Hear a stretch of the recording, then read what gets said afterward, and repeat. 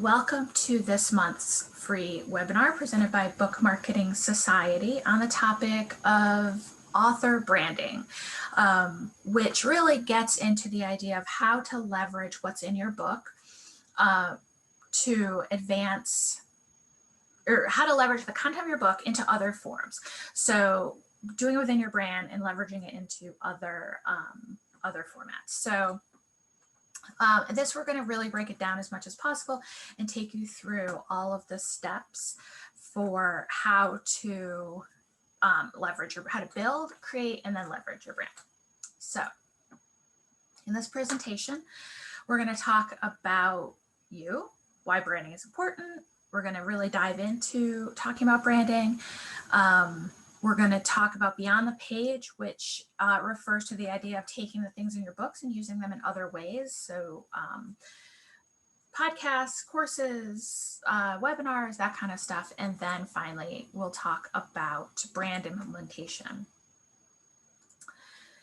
So let's talk about you, author branding. So one of the reasons we are doing this topic as one of our monthly presentations, but also one of the reasons we talk about this a lot in Book Marketing Society and most things that we do, is because a lot of authors do not understand or do not appreciate the impact that branding has. And oftentimes it's sort of just like, well, my brand is that I write and these are my books and that's the end of it. But the reality is far from that. The truth is that authors, and especially nonfiction authors and people who are really trying to build any kind of career or income stream off of their books, off of anything they're writing, you really do need to think a lot about your brand and to develop a very conscientious brand. So brands are promise in the sense that a well-developed brand lets people know exactly what they're going to be getting every time you see it. So think about really popular national brands, whether it's, Geico, and their brand is that they're easy, that they're reliable, and that they kind of have a sense of humor. So whether or not you're a Geico customer, you probably are at least familiar with the Geico commercials, and you kind of know when a Geico commercial comes on, it's probably going to give you a little bit of a chuckle, or at a bare minimum, it is going to be different. Same thing now with Progressive. They are definitely also moving into that field of having a sense of humor, of being a little bit goofy, and they've really recently doubled down on the sort of cast of characters that they have developed and have just sort of this wacky feel. So that is a promise, right? So it's an expectation, but it's also, the idea is that they've got your back. Speaking of Progressive, so whether if it's a restaurant, then the brand is, consistency in food and the way that you're treated and walk in. So it's really important to start with that. What is your promise? Is it access, authenticity, accuracy? As an author, is it, that you will constantly churn out new content? Maybe your brand is less about your specific book that you've written and more about the other things you're doing. Maybe you have a YouTube channel or a TikTok account, or you are a frequent, you have your own podcast, that kind of thing. But so what is the promise? What are you giving? It saves time. It definitely eliminates or grandly reduces decision fatigue. You don't have, when you're making a new landing page or marketing materials or anything, you don't have to think about colors and concept and design, because all of that should be decided already. You should have a palette of colors, fonts, basic language that you use to talk about yourself and what you do. Establishes your authority, similar to the way that I tell authors when they are self-publishing a book that they need to, that a well-published book. So self-publishing is perfectly acceptable in the nonfiction world nowadays, and that is not the marker of authority or credibility. What is more an indication of credibility is that it is a professional and well-produced book, that the cover design is professional, that the interior is laid out well, that there's no typos, there's no mistakes, the writing is crisp and clean and accurate, and easy to follow, and that, it breaks into chapters that make sense, all that kind of stuff, right? And then where it's available, all of that translates to authority and weight. And so the same goes for your brand. If you've got this very cohesive brand, it speaks to a certain level of professionalism and authority, and that you take this seriously, that you are not just sort of randomly putting out ideas, that this is something that's really developed, thought out, and important to you. So because not many authors understand or fully execute the idea of having a well-developed brand, book author brand, those who do stand out. And if you are, the other way that this works is you are a business and you have a well-established brand, and then your book comes out and your cover and all of your marketing tie into your existing brand.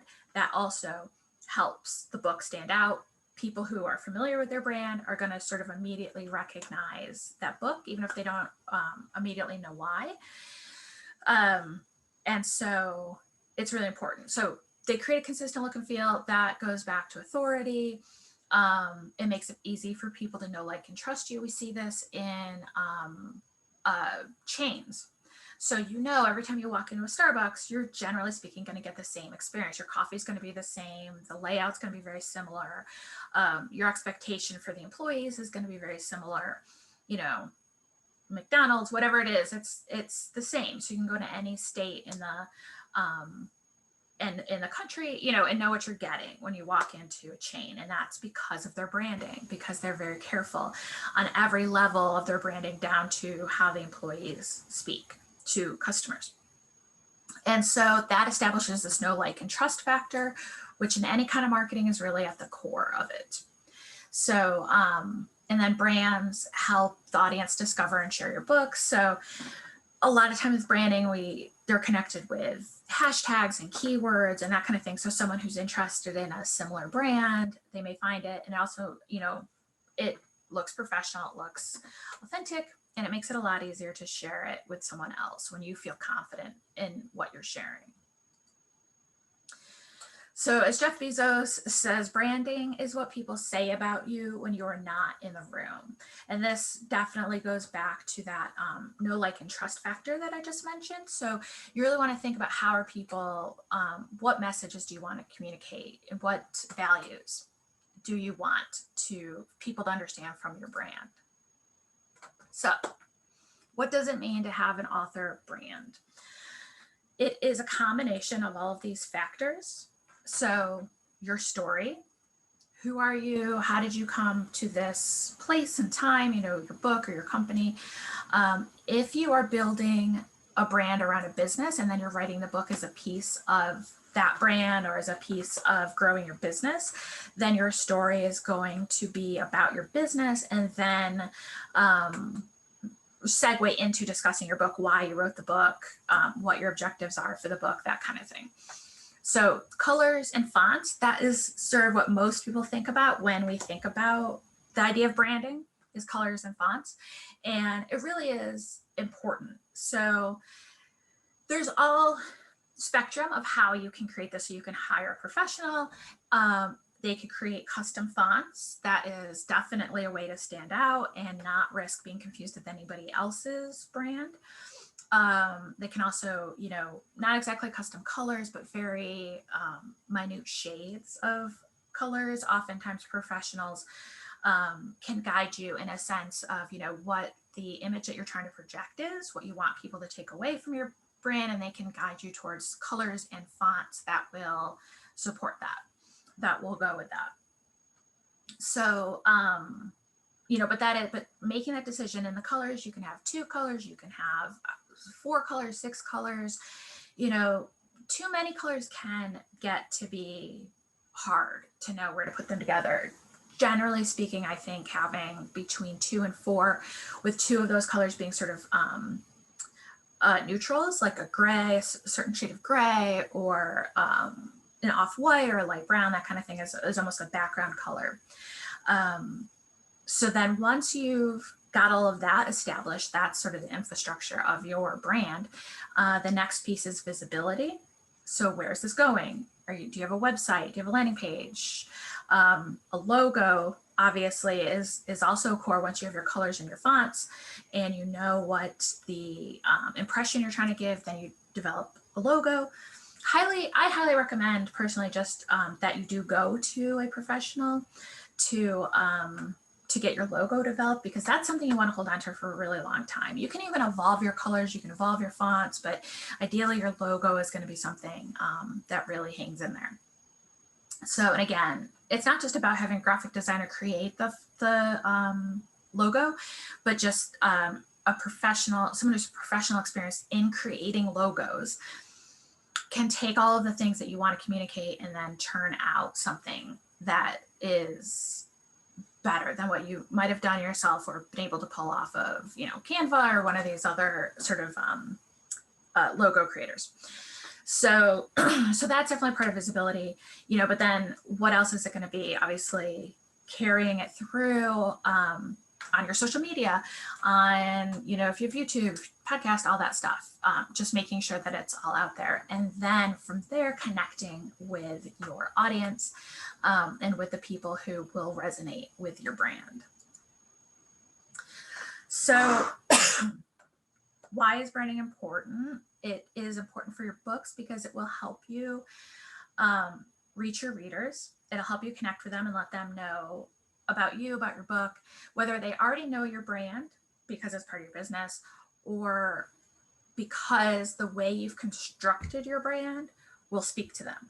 So if your brand is specific to women, then, it may be a little softer. It may use more traditionally what are considered feminine colors versus, like if your primary target for your brand is women CEOs, you probably aren't going to have your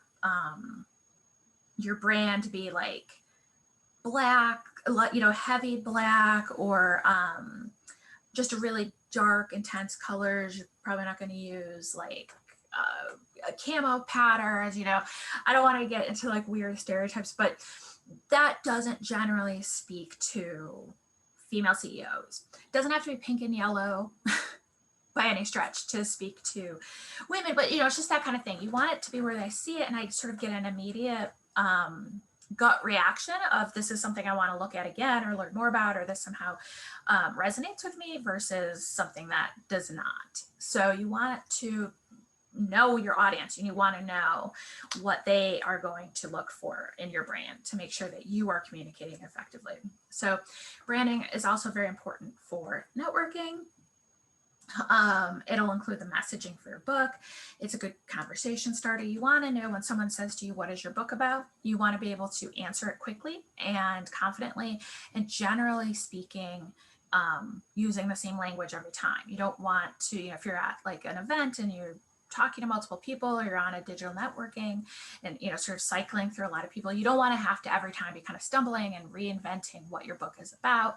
You want to have your keyword set, title set. You want it to be immediately clear to everybody what the book is about and how it relates back to you, your business, and any other bigger pictures it needs to connect to. For promotions, all your marketing stuff, you want someone to start recognizing your stuff. So if you do Facebook ads, if you put an ad in a newspaper, if you even do an audio ad on a podcast, you want there to be consistency enough that as soon as it pops up, people recognize it. They respond to it. So they know if they've seen it before, they know if they know you. Even if they can't immediately see it and be like, oh, I absolutely know what that brand is. But they have some like, oh, this keeps popping up, or where have I heard that? I keep hearing that phrase. I want to know more about it, which goes into recall. So, and you want, part of the thing for promotions when your branding is consistent is when other people talk about you as well, they will always be consistent in the way that they are referring to you and the ways that they are referring to your book, which will help because again, if you have, multiple people talking about you and talking about your book and they're all talking about it in the same way, then if one person gets a referral from 3 different people and they all describe the book the same way and they all sort of use the same language, that's going to make a much bigger impact on that one person. They're much more likely to follow up and look up your book, than the alternative, which is sort of, oh, that book is that book. I didn't realize, if everyone's sort of describing it differently. So here's an example of a brand guide, which is the next step. Once you have created your brand and you have all of your pieces, putting it together in one place. And that way, if you hire an assistant, if you hire a graphic designer to build your website or create graphics for your podcast, like whatever it is, you can just give them this. And then one of the most important parts is having these hex codes for your colors. So that way, that makes sure that the shade is always exactly right. And so in this example, you can see, this blue and this blue are similar, but they're different. And this is similar, but different. And it's important. So we don't want anyone guessing. And it's not even if we give this out, it's ourselves. Like every time I go on to create something for Book Marketing Society or for my company, Eden Press, I don't want to have to guess at what the colors are. So, and this is a very extensive branding guide, in that we have two sets of colors essentially. So we have our primary colors and secondary colors, and that is not a requirement, but because my partner Judy, who's supposed to be my co-presenter today, is a branding expert, and so she went the full way to show the full extent of the most fleshed out brand guide, which is great. And it gives us a lot of flexibility when we're doing a lot of marketing. So that's something I think about if you're going to do a lot of content, marketing content. So we do these webinars, so we have to have a presentation every time. We have, a website and landing pages, and we have a lot of emails that go out and all this kind of stuff. And we're big on the graphics. We have Facebook, we have Instagram. It's nice to have all these different colors to choose from, so it doesn't start to get overly saturated. So, so here's an example. Our primary graphic is our logo. This is our primary graphic. This is a secondary, a different way. So if the space looks better with the name below it, this is secondary graphic. So we use this on our private Facebook group, on our YouTube channel, and then this just pops up here and there on different pages and whatnot, flyers. And then here's an example of kind of how it all comes together. And here's all of our different fonts. So one thing with picking fonts is to try to stay, well, it depends. If you're going to be doing Canva and some like mass market tools to do a lot of your marketing materials, and you want to make sure staying in fairly common fonts. If you want to create your own font, that's totally great. You're just going to want to make sure you have the original file so you can load them in. So if you're using Canva or InDesign or Photoshop, that you can add in your fonts, because they're not going to automatically be there. So now for authors, we have additional assets that you should just have on hand. So this is a one sheet, sometimes it's called a sell sheet, and it's just a basic overview of the book. It's got the bio, tells you how to order it, your basic info, who the publisher is, when was it published, what is the ISBN, that kind of stuff. So usually in a cover of the book, which is really, really important. And then, we have some reviews, testimonials, author bio, that kind of stuff. This is really helpful to have. This can look a lot of different ways. So this might not look like a one sheet or a sell sheet that you've seen before, and that's fine. It doesn't really matter, the formatting, as long as all the content is there. You can definitely go into Canva. You can go into InDesign and pull up a template, just put in author sell sheet or a one sheet, and you'll get the template. So obviously you want to have a JPEG of your book cover, super important. Business card, especially if you're doing a lot of in-person networking and events, which, has not been the case so much in the past. And so For some people that has worked out really well. I'm one of those people. I don't know that I'm going to go back to ever having to be around people again, because I've done fine this year with doing virtual networking. But everyone has their own, way of doing it. So a business card may make sense. And this is more of like a book card versus a business card, which has, all of her professional information on. This is just about her book. And this can be a business card, it can be a postcard, it can be square, it can be whatever. But in terms of stuff to give out, I wouldn't go much bigger than a large business card or a small postcard. It just gets hard for people to hold on to stuff. If you're doing an event, let's say you have a table at a festival, book festival, you could think about doing a one sheet, that people can take, but I still think a postcard or a business card is sufficient, because if it's if it's hard for people to hold on to it, they're less likely to hold on to it.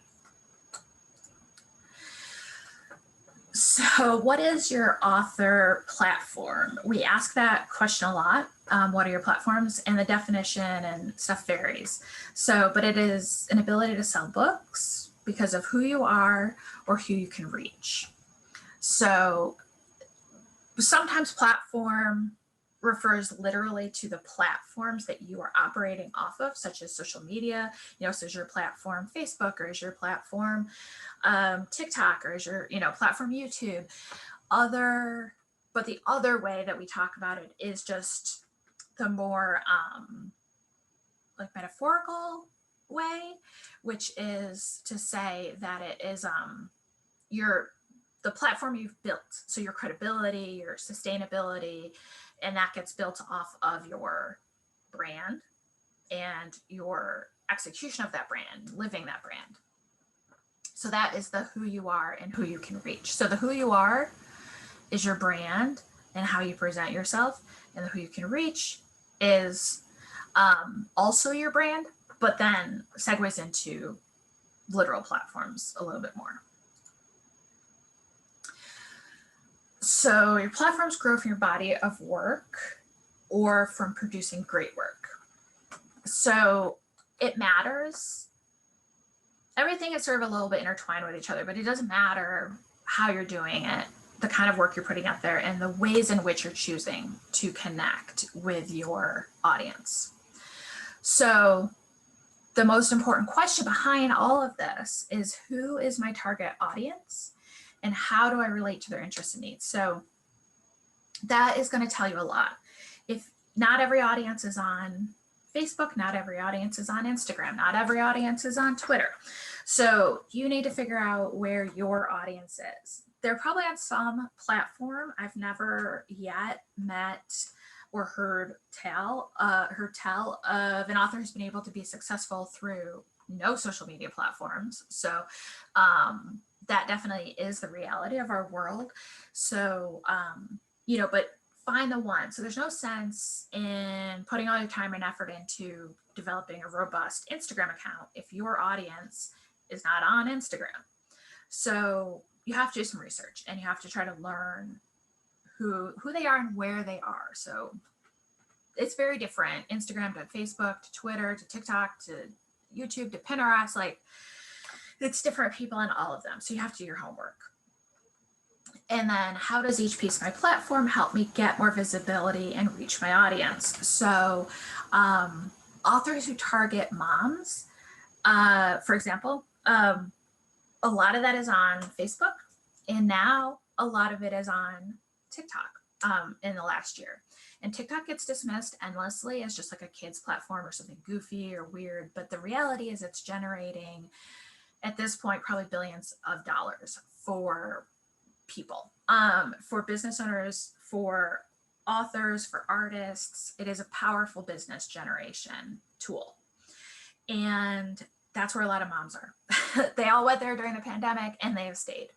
So it's something to consider. LinkedIn, that's another one. If your target reader is a very professional audience, if you're selling B2B, or if you're selling to leaders, CEOs, that kind of stuff, then it's probably LinkedIn and not so much Instagram or Facebook, maybe Twitter, depends.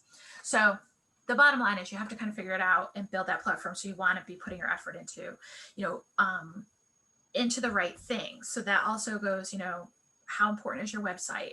How much information you have to share? Is your audience the kind of audience that wants to go to a website, that wants to find all of your stuff kind of in one place?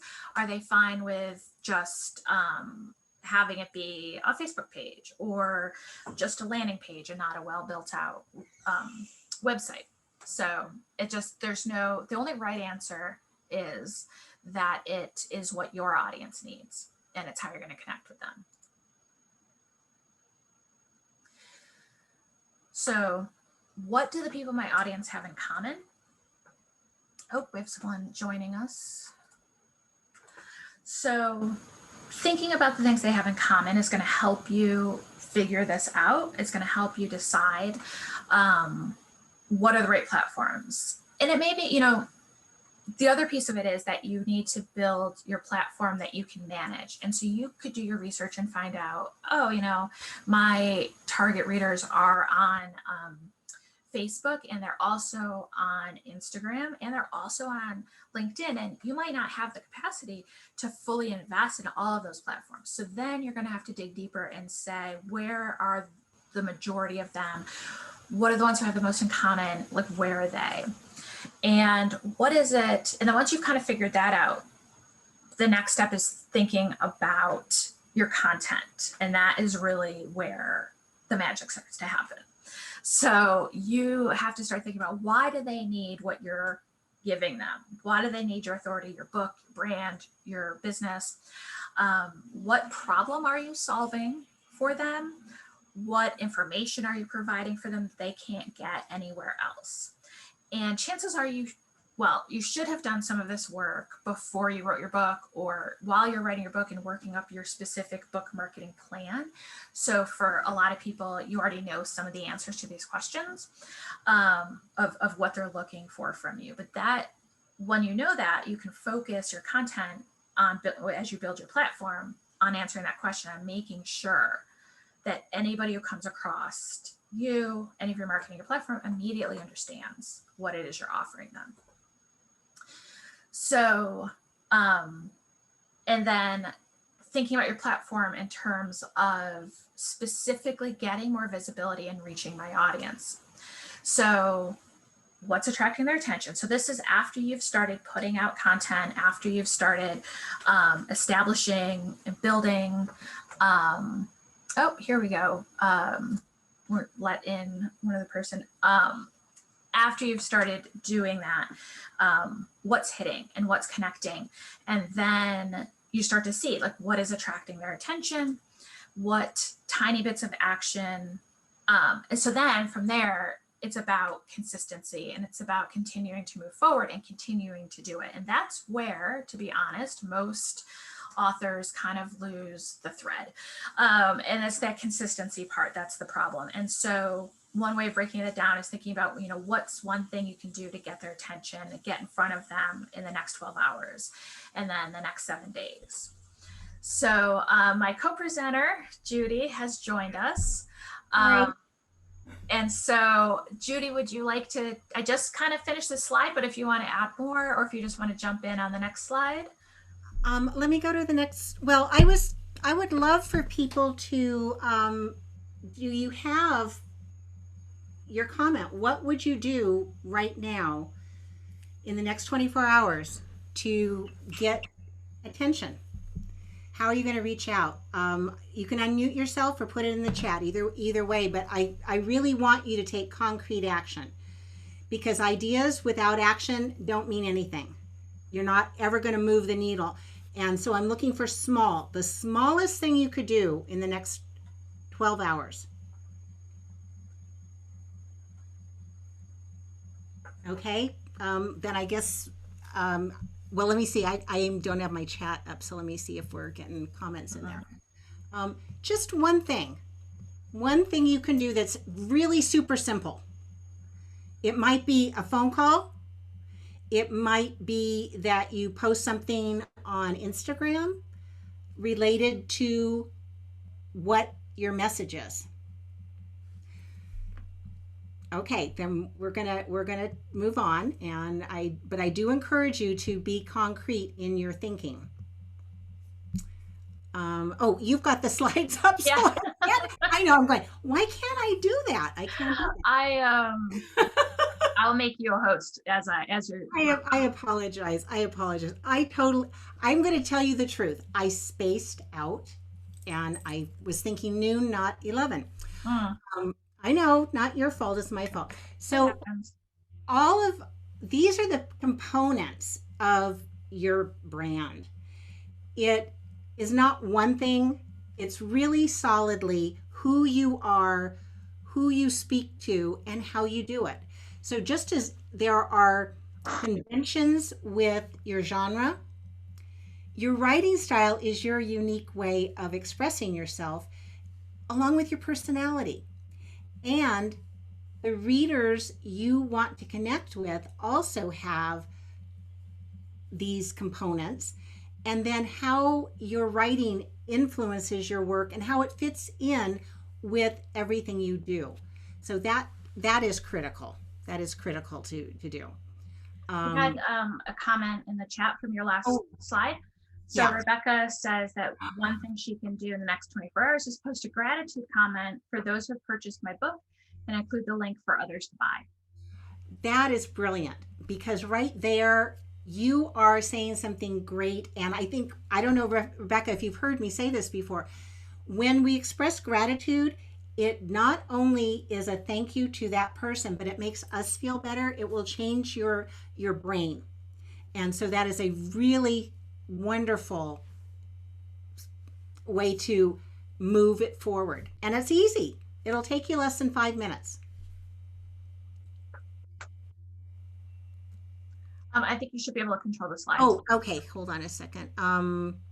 maybe. Well, I don't think so, because I'll if I'd have to go back Oh, into, right. Okay, yeah, I got yeah. it. Sorry. Sorry. Okay. So there are some things that you can do for your branding. Your name in text, and do something fun with it, can be your logo, can be your part of your brand. And your name can become a logo. If you see all of these books in the picture, they were just using their names. And typically that works well if you're well known. But you're going to get there. So that's important too. So logos don't have to be one thing or another. They can be text only, they can be text with an image. And sometimes it's fun to do that, to have an image that expresses a little bit more about you, or that's interesting. And if you look on your bookshelves, you'll see exactly what I'm talking about. Let's go to the next slide.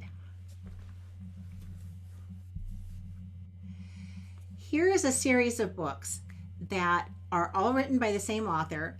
Some of them are fiction, some of them are nonfiction. Taxpertise, the first book, was a book that Bonnie was commissioned to write by Entrepreneur Press. And then she said, you know what? I work with a lot of creatives like me. I'm one of her clients.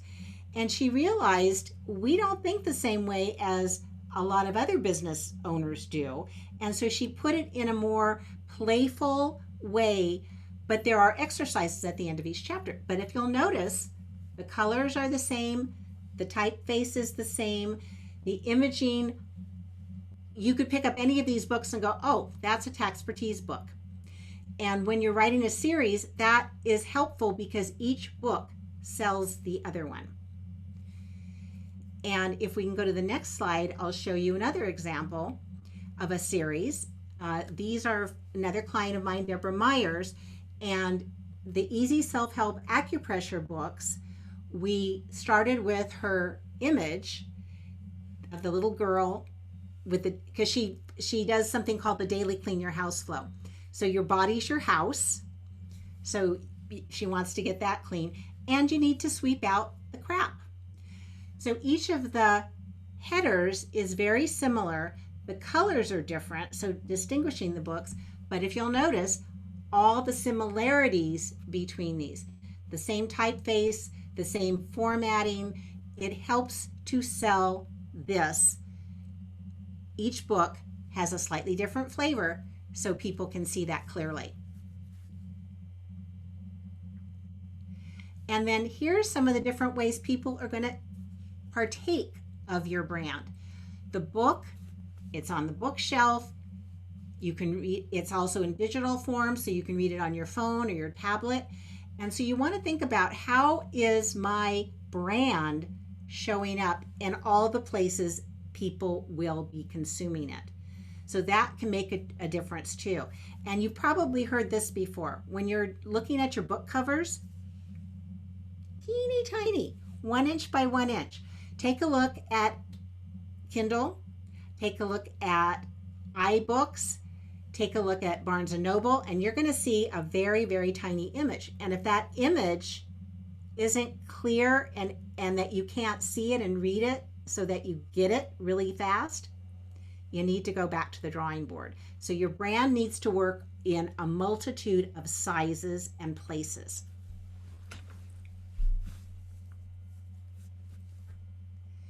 And what else you can do with your book? With Deborah, she has an animated video. She has the guidebooks. We've got cards that have the Daily Clean Your House flow on them. She also has a poster, because her main target market is families and in the school. And so these posters go up on the wall. The teacher can use the animated video, or she can just walk through the steps of the Daily Clean Your House flow using the poster. So we exploded her content, her intellectual property, into other products.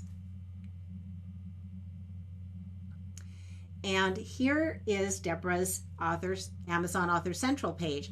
And you can see, not only has she written the series of the Easy Self-Help Acupressure books, she's been part of a couple of different anthologies too. So her Author Central page is very robust. It also pulls in from her YouTube channel and from her blog and articles. So all of those things go together as part of her brand. And she's a speaker. She does workshops and courses. So this display speaks to that, and it's underutilized. I've gone to other people's author page and it's like blank.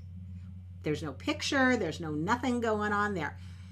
How you say what you say, who you say it to, those are part of your brand. And this goes for Goodreads too. And then look at where you are putting out content. You may have a blog, you might be doing events, you are probably on at least one, if not more, social channels. You can have additional material, courses, templates, things that you sell that relate to your book. And if you're doing nonfiction, maybe you have some tools that you've created that you use that are related to your book. Maybe you've made a workbook.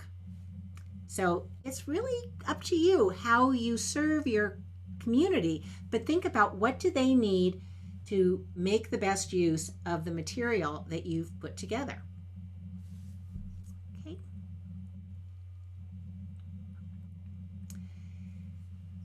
Always at the heart of everything you do is your message and your readers. How are you connecting to them?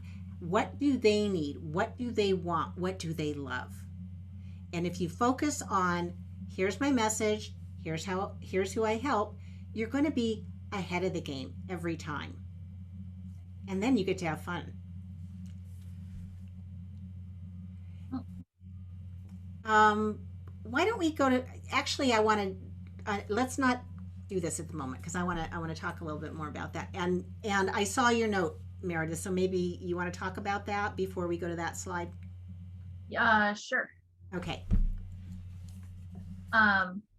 Wait, what note did you say?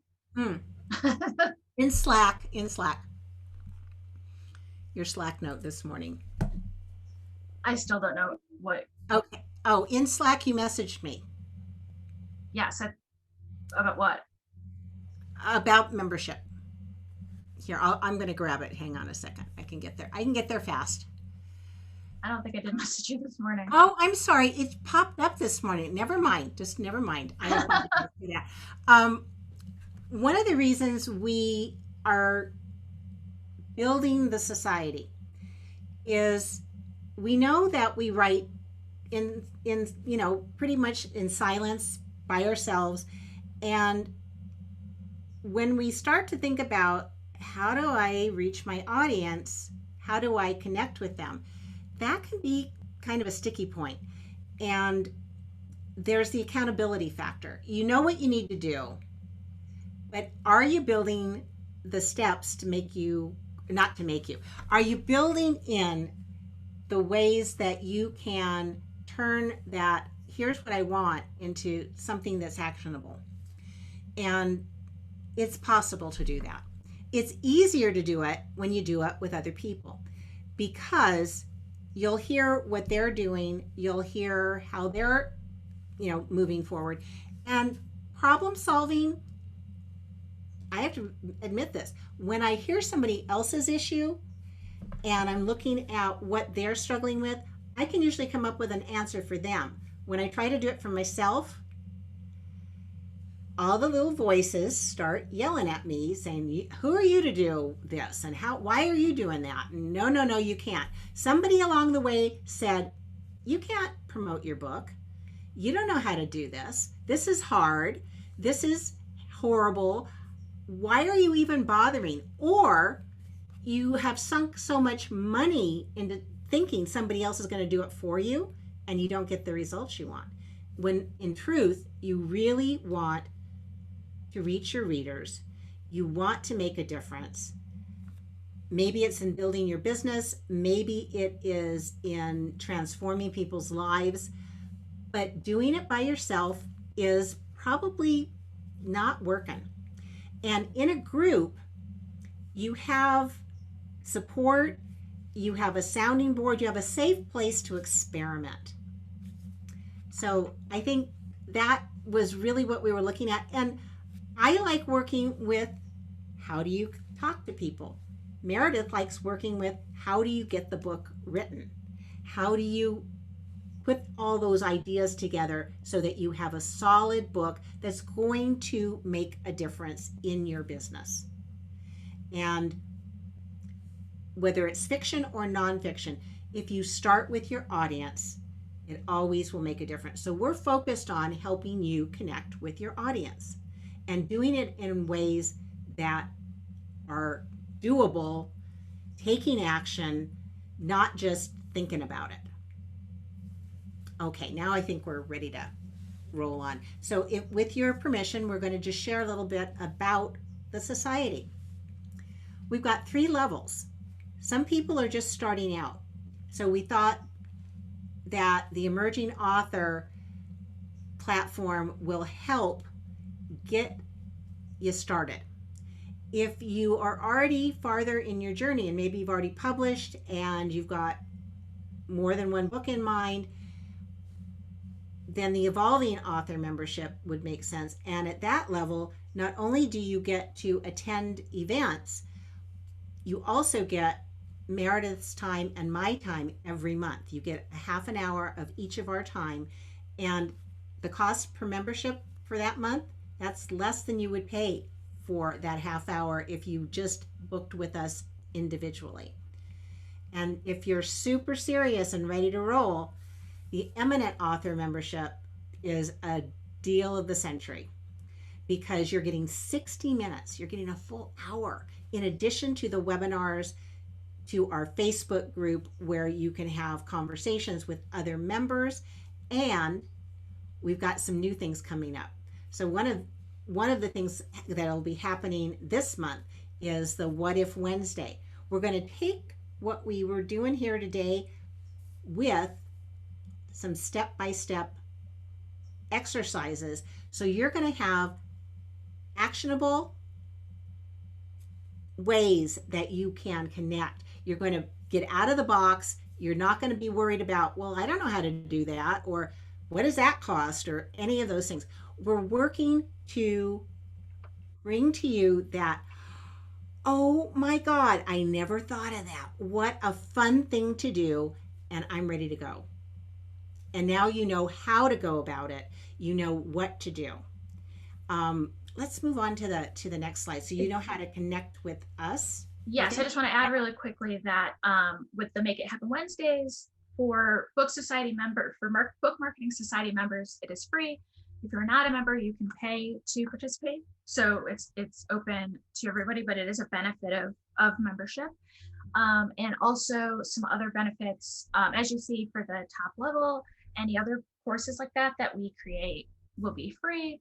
You also get discounts on partner programs, and starting in May, we are sending out a monthly, you will have access to a new kind of template every month, in addition to the monthly webinars, and the we do this free one that's for everybody. We do a members only one.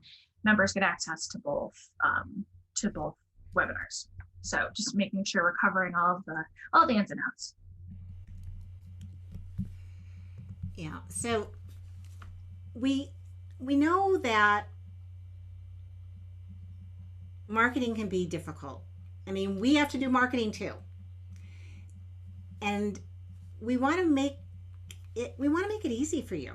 We want to make it easy for you to do the things you need to do and to find out what you don't know how to do and if you need help. We have resources to support you, and we know you're all smart people, but sometimes, just like me, those little voices get in the way. So let's get rid of those and help you move forward. Do you have any questions? Do you have any ideas? Do you have anything that you would like us to know that can help you? And just in case you're wondering, the May workshop that is for members only this month is on turning your book into multiple streams of income. So we're going to talk about how to take your content and turn it into things like workbooks, study guides, courses, things like that. So that if that's of interest, that's on May 10th. So you just need to join before that. In June, we're going to be diving in on video, how to create a video production system to save time and use that in your marketing. Here, I'll show that page again, and then we can. So all of the webinars are up here. We don't have the What If Wednesday up here yet, but we will have it up before the end of the day. And so you can choose what you would like. We have some things that are in development that we'll let you know as soon as they're ready for launch. One of the things we're going to be doing is More Bang for Your Book. It's a 12-week course, and members of the society will have access to that. The public can pay additional fees to do this. It will go through strategy at first. So we're going to look at who your audience is, and then the step-by-steps to get you into the groove of doing your marketing on a regular basis. And it's all a conversation. It truly is. Reaching out, having a conversation, whether it's like what we're doing right now with a webinar, whether it's on the phone, whether it's in person, face-to-face is going to be happening sometime soon. And if you're like me, I've been doing Zoom consultations for the last 5 years. And before that, it was just simple telephone calls. So the way that you can work with your audience, get them engaged, it's a lot of fun. It doesn't have to be all hard work.